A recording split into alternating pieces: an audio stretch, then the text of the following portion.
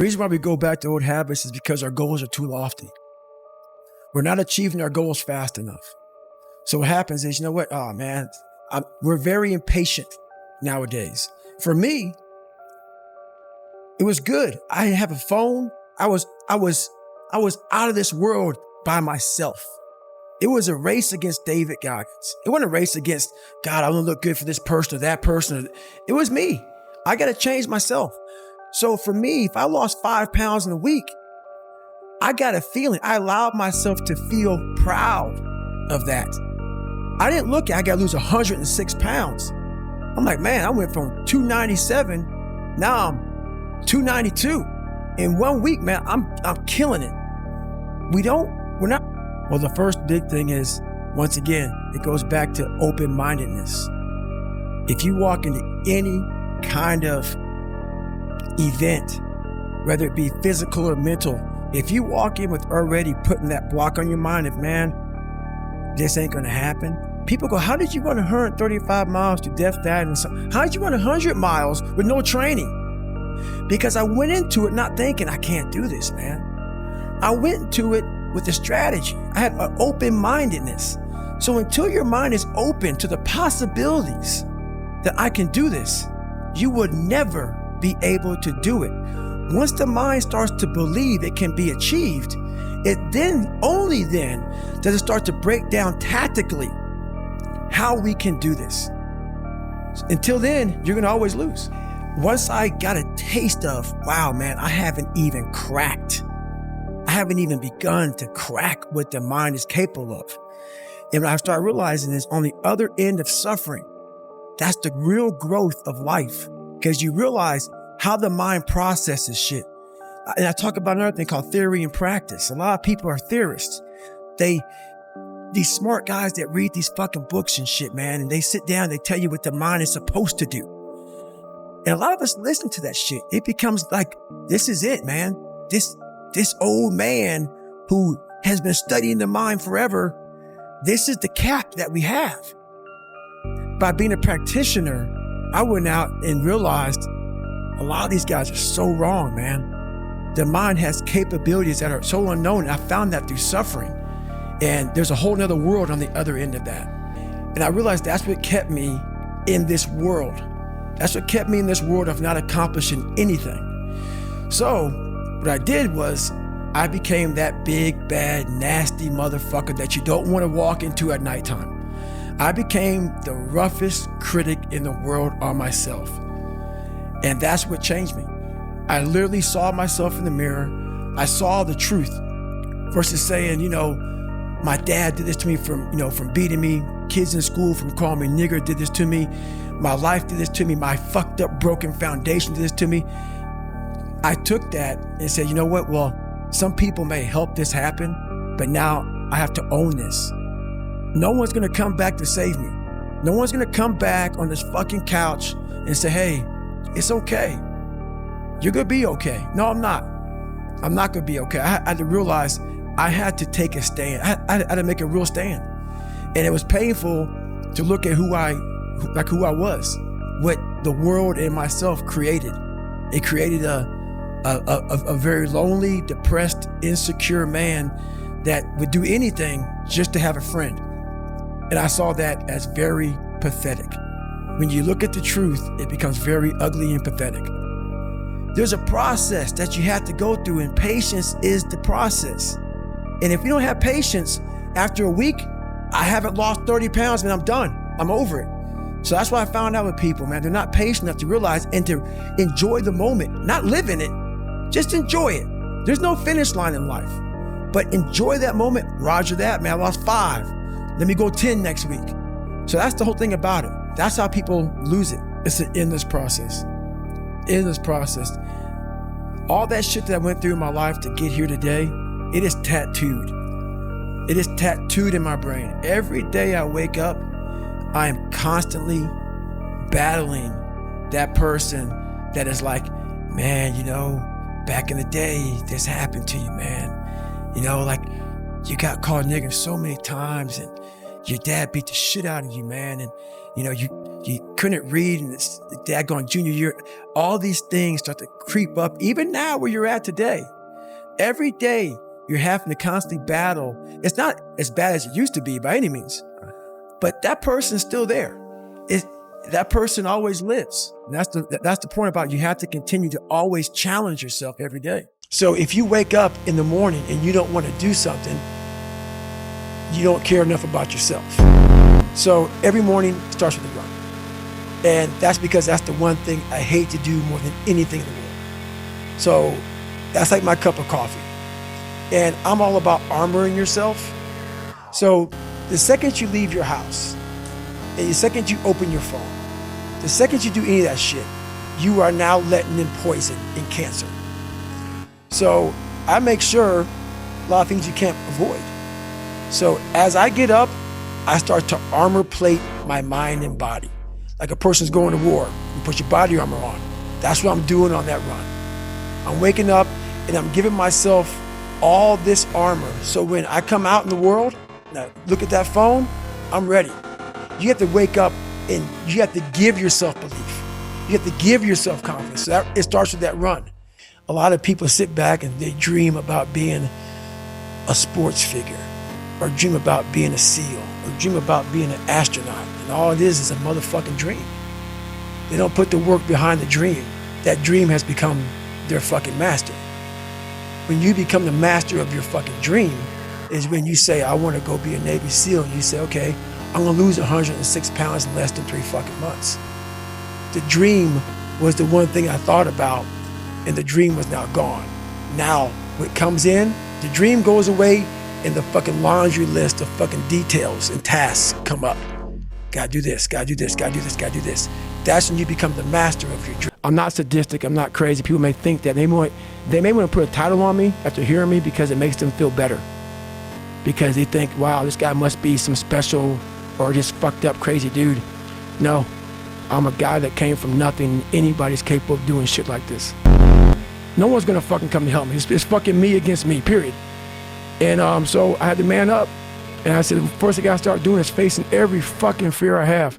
No matter what the fuck it is, man. And these things would keep me up at night. No one, people who are hearing this shit, they will never really understand and grasp when you face these things and so many things, how they keep you up and haunt you at night. And I had two options. To either be that 300-pound guy who sprayed for cockroaches and made $1,000 a month, and at 24 years old, knowing when I'm 50 fucking years old, I can reflect on this and think about what guy I never became, or I can totally just sack it up and fail and fail and fail until I succeed. I became the most obsessed person on the planet Earth. And I had to invent a guy that didn't exist. I had to invent a guy that can take any pain, any suffering, any kind of judgment, be called nigger, be called whatever the fuck in the world, and be able to stand in the fucking room and say, go fuck yourself. I had to build this callous mind, and I built it through suffering. I built it through downright fucking just crushing myself. If it was raining outside at 3 o'clock in the fucking morning, if it was snowing, the first instinct is don't go out there and do shit. My instinct was, we gotta fucking go out there. Anything that was fucking horrible in my life that I would normally say no, that was inhumane to most people, I had to go do it. And I started callousing my mind at this point in my life. I started realizing through this process that the fucking mind is what you created. And I started opening different doors that I didn't think were even there, that I didn't think even existed. And the more doors I opened up, the more I started realizing that my potential is damn near endless. And it changed my whole mindset. So I went from David Goggins and I created Goggins. It's a brutal journey every fucking day. And if everybody goes, well, are you happy?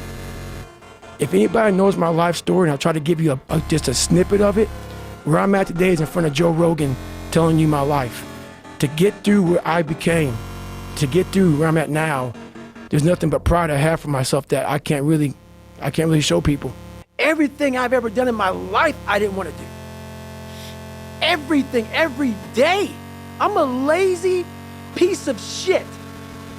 And I'm one of the hardest working people that ever stepped foot on this planet Earth. And I'm saying that very proudly because I know what I do. It's not cocky. I'll tell you I'm stupid. And I also tell you the exact opposite of what I've done. It's the truth. It is the truth. You're lazy. You know exactly what to do. Exactly what to do. Because even me, in my state of, I can't read or write, I knew exactly what to do. It just sucks doing it. It sucks to do it. I can tell you the recipe for failure.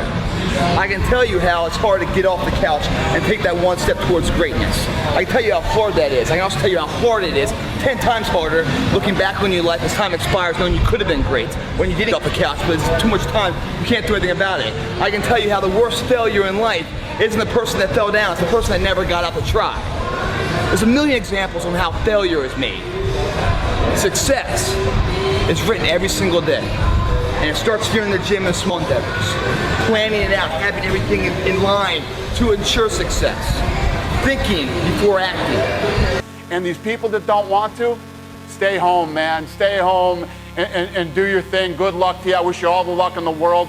There's gonna be a small group of hungry savages out there that are gonna run every one of you over, and you can sit home and you can cry and complain about how you didn't get yours and it's because this person had this opportunity that you didn't have. It's all bullshit crybaby stuff. They see you run and they say, oh, it looks so easy, you really look effortless.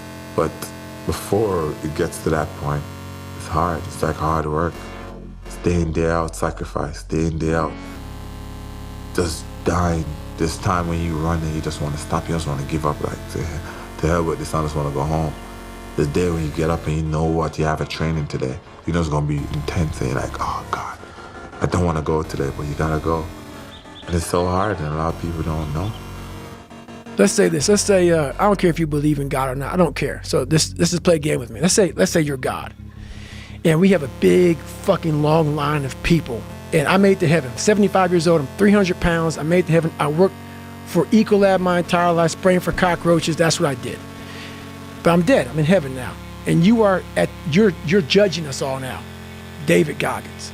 I see my name and I see all this shit. And God goes, hey, you say, read this, man.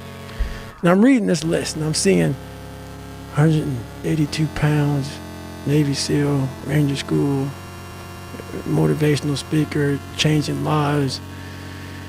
Okay, man, pull-up record, all this shit. And I'm like, that's not me, man. And God looks at me and says, that's who you were supposed to be. But guess what happens? That alarm clock goes off at 4 a.m. to train. I don't want to be a SEAL today. Or I don't want to be whatever today. I'll start tomorrow. And that's the usual pattern of people's lives. That's why I talk about clearing out the mind. Until you really want to do something, you're always gonna be a talker. You always gonna run your fucking mouth. Everything I need is in my mental lab. Everything. Because I'm in constant study of myself. And I know what needs to be conquered because I'm constantly going through what I don't like, what I'm not comfortable with. You know, like, I know, and only I can fix these problems because I have to face these problems. Let's say you have no classes, no nothing. There's no purpose in your life. You know, people need to have purpose to get up. They need purpose to perform. You need to get to a point in your life where there's nothing on the docket. There's no 5K, there's no I'm gonna get into school to be this or that and still perform to the highest level. Because what people don't get is one day that thing's gonna come up. And if you're not constantly performing without purpose, you're not gonna be ready when the time comes. It's this magical thing, purpose, that we're all looking for. But what's funny about it all is that we need these things to perform. But we don't take a second to realize the purpose is always there. The purpose never leaves us because the very purpose is you. You are always the purpose. There may be another purpose, like being a SEAL or going to college or whatever, but the main purpose in life is you. So if you wake up in the morning and you don't want to do something, you don't care enough about yourself. And that's what you need to really research is, man, why am I not doing this for myself? Because that is the number one purpose in life, is to better oneself. But where do you go to? You wake up on a morning, it's cold, it's wet, it's dark, you've got no cartilage in your knee, you've got shitty shorts, whatever it is that's the issue today. Keep talking. You've got these problems, right? I need you to keep talking about what you were just saying. It's warm on the couch. That's Your it. missus says stay in That's bed. it. It's comfy, That's it's it. cozy. That's You've got it. work later on. You had an argument last night. You're slightly it. hungover. Because I know every motherfucker ain't gonna do what I'm gonna do. So this is how you level up. That's how you level up. I know there's a whole bunch of people with that right there. That fires me up. That makes me fucking happy, what you just said. That brings joy to my life right there. Why? Because I know there's so many people that have the ability and just refuse to get off that couch. Refuse to study a few more hours. Refuse to go deeper, to go further. And that's where I gain the advantage. It's so easy to be great nowadays, my friend, because most people are weak. Most people don't want to go to that extra mile. Most people don't want to find that extra because it sucks. It's miserable. It's lonely. What if I can be a SEAL, man? What if I can go from running a quarter of a fucking mile? Now I run 205 miles. This commanding officer stood up and he said to the graduation, guys who are graduating buds, like 18 of them, he said, we live in a society where mediocrity is often rewarded. And he went on to say something about these men detest mediocrity. And I wanted to be a man that detests mediocrity. Like they have a warning order that they give people to get ready for buds. And the whole thing was running 6 miles 5 days a week. And that was my goal. And so I failed, I go back to scratch. I use some positive motivation. I have like one day where I'm like fucking defeated. But I started realizing this is part of the process. This is part of the journey. I had to realize this is part of my process versus just saying, like I used to, I'm just not good enough. If I'm not good enough, we always say that shit. I'm just not good enough, and then we try something else. I'm gonna fucking make myself good enough. And that became my mentality. I'm gonna make myself good enough. And so I'm misunderstood a lot, but that's all it came down to. I made myself good enough. At mile 70, man, it was torturous. And with blood down my leg and 30 miles to go, I started reaching the cookie jars, man. I started pulling off all kind of stuff. I reached in my mind, and a lot of us, when we have bad times in life, even the hardest person in the world, we forget how badass we are during that hard time. I have a thing where I take a couple seconds to reflect on, hang on, man, you've been through this, you've been through that, you overcame this, overcame that. I don't ever close my mind to the fact that this can be done. And I knew I had to get up, I needed nutrition, I needed hydration, I needed to stop being dizzy. So that's the first thing I did. I didn't panic on I had 30 more miles to go to get 100. I started about the process. And at that time, at mile 81, something clicked that I'll never probably be able to do again, when my mind, body, spirit, soul, everything just connected. And my mind knew I wasn't fucking around anymore. It knew I wasn't gonna quit. It knew that guy was dead and buried and gone. And I was gonna die out here on this fucking one-mile, for whatever reason why, I was gonna get through this motherfucker. I didn't give a damn. It made there was no fucking crowds. There was no trophy at the end. I wasn't even in a race in my mind. It was nothing. It wasn't about nothing. There was no nothing. It was a bunch of people who didn't know who the fuck I was, and it was me against me. I'm not sadistic. I'm not crazy. People may think that. They may want to put a title on me after hearing me because it makes them feel better. Because they think, wow, this guy must be some special or just fucked up crazy dude. No. I'm a guy that came from nothing. Anybody's capable of doing shit like this. People take these classes on mental toughness, like even SEALs, you have the class about visualization, self-talk, eat an elephant one bite at a time, breathing control. Yeah, roger that. You gotta put yourself in a hellacious situation. It's a lifestyle. How are you gonna react? How are you gonna react? Like all that training goes out the fucking door when you're in the fucking cold water and you're fucking miserable, and it's the first hour of 130 hours of Hell Week, and that first wave goes over your head, and you're the coldest you've been in your life, and your mind goes from hour 1 to hour 130. All that fucking self-talk and shit, dude, you ain't thinking about that. You think about getting the fuck out of here. But if you live this shit on a daily basis and you know how to calm your mind down, the self-talk will help. All that stuff will help. But usually we react. We have pain, we have suffering, we react, and we react about get the fuck out of here. We gotta go. It's those people who are able to control that fucking feeling of fucking flight and say, no, motherfucker, There's a way through this. It's not going to be here forever. I'm not cold right now. So what keeps me going? I've quit several things. I know what's on the back end of fucking quitting. It's a lifetime of thinking about why the fuck did I do that? And I ain't fucking doing that no more.